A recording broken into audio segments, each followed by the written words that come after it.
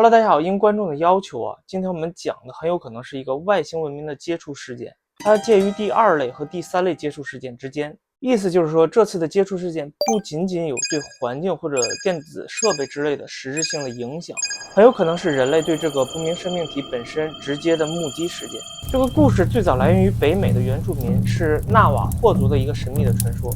传说中有一种神秘的生物，它的名字就叫做 Skinwalker。那像我开头说的，他们族人之间是不能直接叫出这个名字的，甚至连讨论关于他的事件都是一种禁忌。因为很多传言就说这个名字带有诅咒一旦你说出去的话呢，就有可能遭受厄运，甚至他不管多远，总有一天都能够找上门，然后带走这个人所有的希望。那这个故事听起来呢，就多少有一些惊悚。但是今天呢，我们并不故意宣传这个故事的恐怖色彩，还是尽量还原故事最接近真实的真相，但是这不一定是真相那这个异类的接触事件呢，还在当时的发生地引起了不小的恐慌，人们甚至说连他的名字都不能提，不然就会受到诅咒就像哈利波特里的伏地魔一样。当然他不是伏地魔。那这个不能提名字的生物叫做 Skinwalker。其实我一直不是很肯定，到底把它归类到都市传说还是外星文明的接触事件里面更为妥当。那等大家看完这期影片，对它有一定的了解之后，就能有一个自己的判断。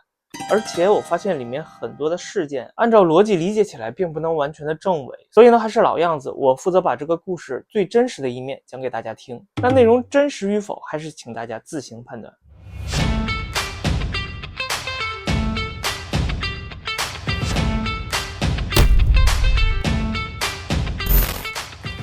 先啰嗦一下，大家好，我是李洛克，这里是小李碎碎念。我的每一期影片都准备了很久的时间，如果您觉得还能对付的话，希望您帮我点一个赞或者按一个订阅，那将是我最大的成就。或者留下您的这个小频道宝贵的意见，或者一起讨论故事的内容，让大家也听听关于你的见解。这个 Skinwalker， 我们看到这个词第一反应就是 skin 和 walker 两个词，直接翻译的话呢就是皮肤行走者，这就很抽象，不容易理解，而且也不够准确。在纳瓦霍族的传统里面，这个东西有个更古老的名字，叫做 Yanaudoshi， 我也不知道是不是这么读直接翻译过来的意思就是用脚改变痕迹的人。结合字面意思，我们就可以翻译为能穿上动物的毛皮改变形态的人。那第一时间你是不是想到西方神话或者是魔兽世界里的德鲁伊呢？那确实听起来很接近但我认为给它一个更为吻合的翻译，应该叫做伪装者。因为这个东西到现在为止，很多的记载里面，有的说它长得像是人类，有的说它脸长得像是狼或者是猫头鹰，身体呢却像是哺乳类的动物。那跟这个名字伪装者最为贴切的特征，就是它能够像鹦鹉一样模仿任何人的声音。在关于它的事件记录里面就说了，它可以模仿小孩、老人、年轻的妇女的声音。而且记录中这种生物接近人类的时候，它经常把自己伪装成人畜无害，并且模仿出自己亲人的这种说话的声音，引诱人类接近它，然后就会发生一些不好的事情而且这个东西呢，看起来喜欢在晚上活动，皮肤的颜色看起来像是人类，或者是更像是人类的冷血动物。因为它的肤色和人类的皮肤相比呢，色调更加的苍白，通常是非常的消瘦，几乎是从皮肤的纹理能够清晰的看出骨骼的轮廓。那最容易引起人们注意的是，它的眼睛看起来透着一种深邃的空洞感，而且像猫和狗一样，在夜晚能够反射出红色或者黄色的微光。那动物的眼睛在夜晚有这种反射光线的能力，是因为它们的眼球内部有一层特殊的反光结构，叫做绒毯层，它的作用就是能够在微弱的光线下适应环境光线，增强夜视的能力。那这个 Skinwalker 就很有可能也是一种在夜晚视觉能力很强的生物。那其实我在网上搜索素材的时候呢，搜到了这儿呢也是一头雾水，不是很明确它到底是一个人还是某种像鹦鹉一样会模仿人类说话的动物。那为了不影响整个故事的体验呢，我们把它放在最后再进行解释那接下来咱们聊聊现实中几个比较有名的 Skinwalker 目击事件。第一个，美国犹他州的斯金沃克牧场。那其实单说这个地点就很不简单这个地方不仅仅发生过我们即将说的 Skinwalker 的接触事件，而且还发生过很多起无法解释的 UFO 目击事件和残骸碎片回收事件，还有异常的无线电波通讯事件等等。而且目击过飞碟的家庭和目击到这个 Skinwalker 竟然还有同一个家族。那这个家族就是谢尔曼家族。在1994年的时候，有一个叫做特里谢尔曼的人，他们花了20万美元买下了一片牧场，那这也成了这个家族目击事件的开始那买下这个牧场没多久的一个早上呢，这位特里谢尔曼自述，他早上起来刚吃过饭，收拾了一下之后就去了自己的牧场。当时一开门就给他吓傻了，因为牧场里死了很多的动物，而且感觉自己无法用正常的逻辑分析这些动物死亡的原因。那现场是这样的，特里希尔曼发现当时有22头牛死在了牧场里面，但是现场呢并没有发现大量的血迹。一开始谢尔曼还以为这些牛是生病了，或者是正在睡觉，走近了之后才发现这22头牛已经失去了血色，而且腹部干瘪，在腹部有切割的痕迹，因为切口非常的光滑，内脏器官已经完全消失了，就像是内脏被精准的摘除了一样，一点都不拖泥带水。最诡异的是呢，所有发生的这一切都在黎明之前特别安静的情况下发生了。但是根据我搜索到的资料里面，这个特里希尔曼居住的房屋，它距离自己的牧场很近，因为只有这样才能快速的解决棘手的问题，比如说遇到天气灾害的时候，或者是遇到盗猎的情况，这样能够缩短工作的距离，方便照顾牲畜，是一种高效而且方便的策略。所以说如果在大半夜牧场那边发出点什么动静的话，牧场主不可能是一点都不知道的，更何况牧场里面还养了猎犬。还记得刚才我们说过这个地方经常发生过别的异常的现象吗？就自打1994年的第一次目睹了牲畜死亡之后，在同一年的一个夜晚，他们又在自己的牧场很接近森林边的地方发现了天空中漂浮着一个蓝色的光球，一直持续了几分钟到10几分钟之后才消失。那这还是第一次，等到时间推迟到2001年的时候，也是在一个夜晚，他们又目睹了一个红色的光球。这和之前的那次不同，当时呢，特里希尔曼并没有在光球出现的时候马上就看到它，因为当时是晚上嘛，已经很晚了，他们已经睡觉了。当时呢，是因为听到牧场里面牛羊和猎犬的叫声才被惊醒的。他醒过来之后就发现窗户外面有灯光，以为是盗猎的人之类的偷自己家的牲畜，就拿着猎枪跑了出去。才发现天空中不远的地方就飘着一个红色的光球，稳稳的就停在了半空中。但是等他想靠近的时候呢，这个光球就飘远了一点。他再靠近一点，光球又飘远了一点，就好像这个光球有意识一样。他在观察光球的时候，似乎这个光球也在观察着他。等到这个特里希尔曼意识到这一点之后呢，他自己也觉得很害怕，就下意识的把自己的枪拉栓上膛，打开了保险。但是还没等到他把枪举起来，这个光球就闪烁了几下，完全无征兆的就消失了。那自从这起事件之后呢，男主也觉得这个地方就不能待了，搬家的想法就提上了日程。那在他搬走之前，因为各种各样的怪事嘛，也没少报警。那警方呢也没有线索，自然也没有积极的处理方法。但是呢，这里面有一个细节，就是因为报警嘛，知道这个事儿的人就越来越多，记者就来家里面采访。那上面很多的描述都是这次采访过程中他的叙述。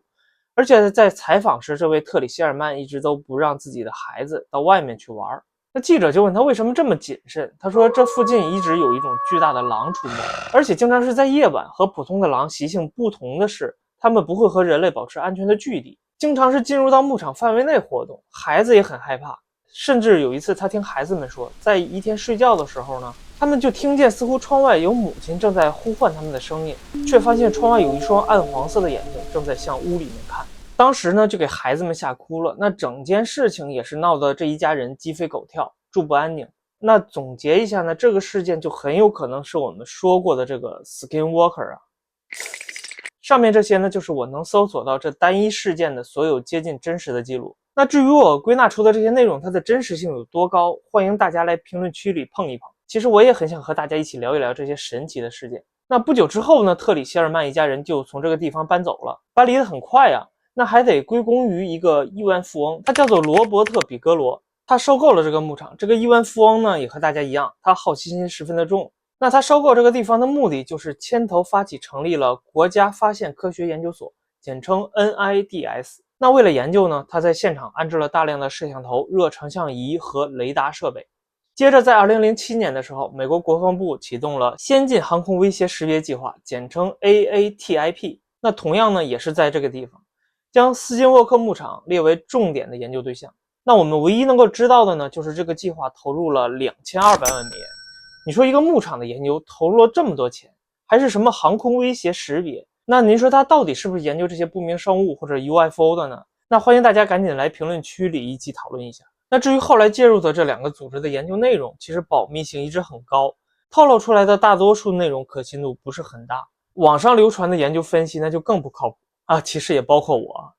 都是像我这样满嘴跑火车的瞎扯啊，所以那些故事呢，咱这儿就先 pass 掉了。对于这个 Skinwalker 的研究一直都在继续，有一些呢就是神秘领域爱好者的自发研究，但是更多的报道则是人们描述的自己的一些遭遇。那接下来我们就聊一下近些年还有哪些人的遭遇和这个 Skinwalker 的行为非常的相似。那第二个事件发生在2020年，一位徒步爱好者在山区露营休息，晚上他就在自己搭好的帐篷里面过夜，睡到半夜的时候呢，就被噪音吵醒了。他睁开眼睛就发现帐篷外面很吵，但并不是人为的噪音，更像是树林草地环境的那种噪音。他仔细的观察自己的帐篷，就发现没有刮风也没有下雨，他就怀疑外边可能是有什么大型的野兽，就紧张的就抱住了腿，不敢发出任何的声音，并且听着外面的动静。但是呢，没有想到的是，声音不但没有消失，而且越来越近，而且伴随着沉重的脚步声和树枝折断的声音。他就心想，这回完了，外面可能有一头熊，真倒霉，他可千万别进帐篷里面来，那样我就惨了。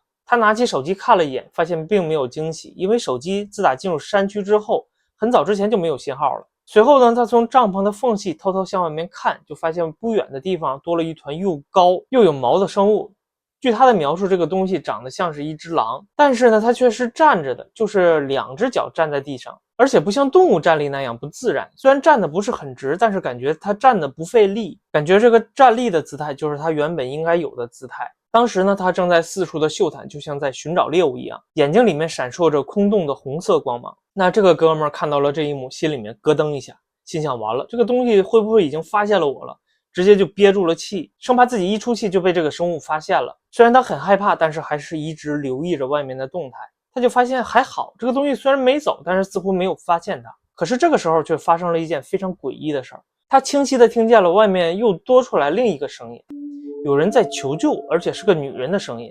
一直在喊 help， 救命救命。就心想怎么这么倒霉，所有的事儿都让他赶上了，就算他想去救人，他也动不了。这时候他才意识到自己的腿完全软了，别说救人了，自己都快吓尿了。他就缩回到了帐篷的中间，现在连看也不敢看了，抱着自己的腿，恐惧的等待。那直到天快亮的时候，外面的脚步声和树枝折断的声音才消失，但同时很快外面女人求救的声音也消失不见了。他等到天已经大亮了之后，才试探性的走出了帐篷，才发现帐篷的周围遍布着巨大的脚印。最后他也没有弄明白这个女人的声音是从哪里来的，因为天亮了之后，他搜索了自己帐篷周围很大的一片区域，没有发现人为的痕迹和搏斗撕扯的血迹。那第二件事发生在2023年，在新墨西哥州的山路上，一位送货的司机正在开车，因为下雾的缘故，能见度不是很远。虽然车开得不是很快，他突然发现路中间站着一个黑乎乎的人影，马上就踩下了刹车，差一点就撞上了这个人。那正要张嘴开骂的时候，突然发现那个东西他蹲下了，然后手脚并用的窜了出去，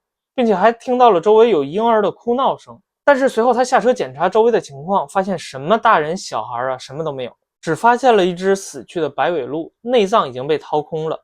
但是周围几乎没有血迹。等他起来想要继续查看周围的情况的时候呢，就发现不远的地方黑乎乎的草丛里面露出了一双暗黄色的眼睛，正在盯着他。因为经常跑山路的原因，他身上就带着枪，他就拔出了枪，然后冲着那个东西就砰砰开了几枪，拔腿就往回跑。上了车之后，头也不敢回的跑了。那我们发现这些类似的目击事件就很像是 Skinwalker 的一些行为，其实也不能完全排除是不是后来人们的杜撰或者非常巧合的其他事件的过度关联。如果我们能够把这些巧合恰巧联系在一起的话，能得到一个怎样的结果呢？那下面的说法就很玄学了，希望大家谨慎理解。那 Skinwalker 到底是人还是一种动物呢？影片一开始我们说的，它最早出现在纳瓦霍族的传说里面。那这个传说解释的版本是 Skinwalker 原本是部落里面的萨满，也就是巫师，他们本来的身份是使用魔法治病救人的人，但是有些萨满犯下了不可饶恕的禁忌，就是因为一些原因杀死了自己最亲近的亲人，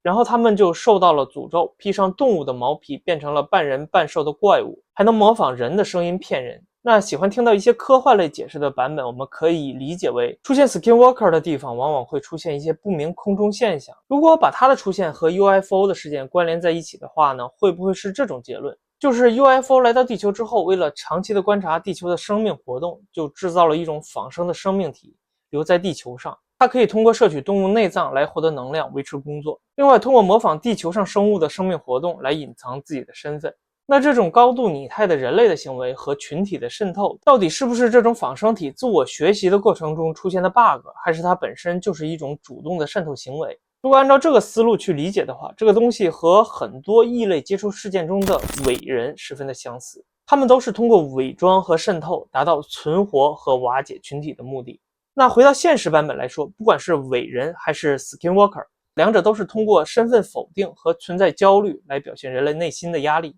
那这种故事引发的恐惧就是一种复杂的现实感，意思就是说这些事件一开始呢，乍一看你可能认为他是一个人，两只脚站立，但是仔细一看又不是，身上的肤色不像，肢体比例也不对，感觉像是一只狼呢，但是他又会模仿人类的语言，假装寻求帮助我，而且还有一双空洞的眼睛盯着人看，就这样让人建立识别，然后怀疑，再次建立，再次怀疑，就会使人建立一种虚幻的真实感，形成强烈的持续心理压迫。关键就在于这时候人们对存在本身的意义产生了怀疑，这种认知偏差的结果就引发了恐怖谷效应。所以说，如果这种故事如果是纯粹的杜撰的话呢，作者肯定是一个对人类心理研究很厉害的作家。所以大家还是要理性的去看待这个世界上各种各样离奇的故事，那别管它真不真，看得爽就行了。其实斯金沃克牧场这个地方还有很多的故事没有讲，民间流传有很多发现外星生命的迹象，还有一些无法解释的接触事件。那一方面是因为网上已经有一些人讲过了这些神奇的故事，另一方面呢，也是因为一期影片如果太长的话，大家可能也需要休息一下。那如果您有想听什么方面的故事的话，请在下方留言给我，因为本期影片的素材就是我的订阅者这位朋友留言给我，想让我聊聊 Skinwalker， 所以您还在等什么呢？有想法的话就抓紧在下面留言给我。我是李洛克，这里是小李碎碎念，别忘了点赞订阅支持我一下哦。我们下个影片再见，拜拜。